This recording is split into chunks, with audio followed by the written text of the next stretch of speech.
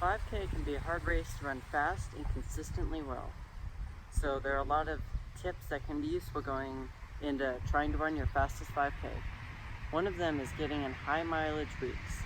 You need to find out what that right mileage is for you, because you can't run too much. Most people can't run 100 miles a week consistently.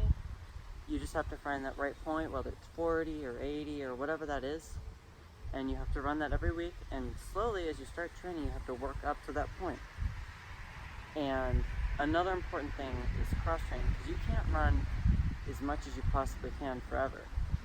You need to still get your heart rate up though if you want to improve. And cross training is a great way to do this, because your heart doesn't know much of a difference between running and biking and swimming. So that's one of the most important things you can do to help train for your next 5K. Another very important thing with the 5K and most other distances, to make sure you're getting a lot of sleep. You really need to try to get 8, 9, 10 hours sleep a night. The more sleep you get, the easier it is for you to recover, and when you're running a lot, recovering is very important and can increase the amount and the speed in which you can run. So that is a very important factor. In fact, you can even log your sleep to see how much sleep you're averaging every day. You can set up a spreadsheet or just a notebook and write down how much you sleep every night, and there are watches that can tell you how much that is. So sleeping is another very important thing you need to do when trying to run your fastest 5K. Another very important thing to running your fastest 5K is to make sure you're getting in enough tempo workouts and speed work.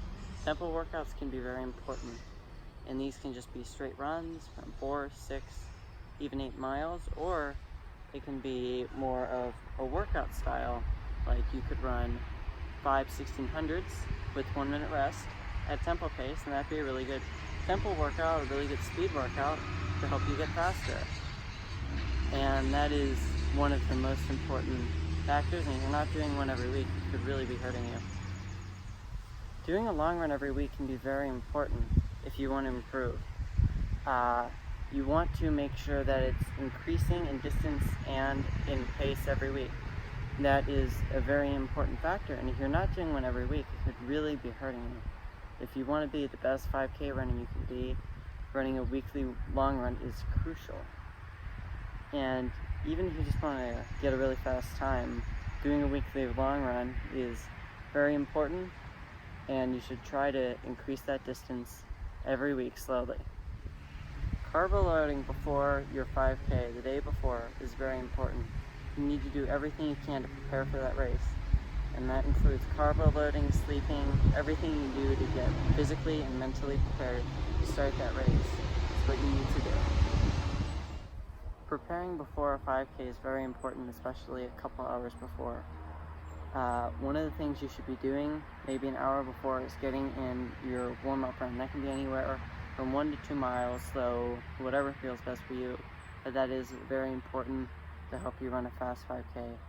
Also, before the race starts, you need to make sure you're getting in dynamic stretches, whatever works best for you, and then leg swings or whatever you can do to keep moving around. And before the race starts, maybe 5 minutes before, wherever the starting line is, you can just do stride outs where you pretty much sprint out and come back to get your heart rate up right before that race starts. And as you're at the starting line, you can start like picking up your legs and jumping in place just to keep you moving around so you don't get cramped and not to get your heart rate to move down. That can also be something very important that you should do right before your race starts. And a lot of the reason you should get to the line far before the race starts is not only for the stride outs or for stretching or anything like that. It also reduces stress, so you're not worried about getting there on time or starting the race, because stress can make you run a slower 5K. Pacing correctly can be a very important part of running a 5K. You don't want to go out too insanely fast where you're dead, and you don't want to go out too slow. And there can be different elevation during different parts of the race. You shouldn't always go out at a specific pace in relation to how fast you think you're going to run. All you have to do when it comes to pace is think it out. When you're running a race that has a hilly end and a downhill beginning, you really have to think about your pace during that and what you want to run. And you also have to judge how you're feeling beforehand. So before the race even starts, you should think about what you want to run for the pace, whether you want to run a negative split or this or that, And then when the race comes, you have to make sure you see how you feel and put that pretty much into plan. Thanks for watching, and don't forget to subscribe for a new YouTube video every Tuesday and Thursday related to running.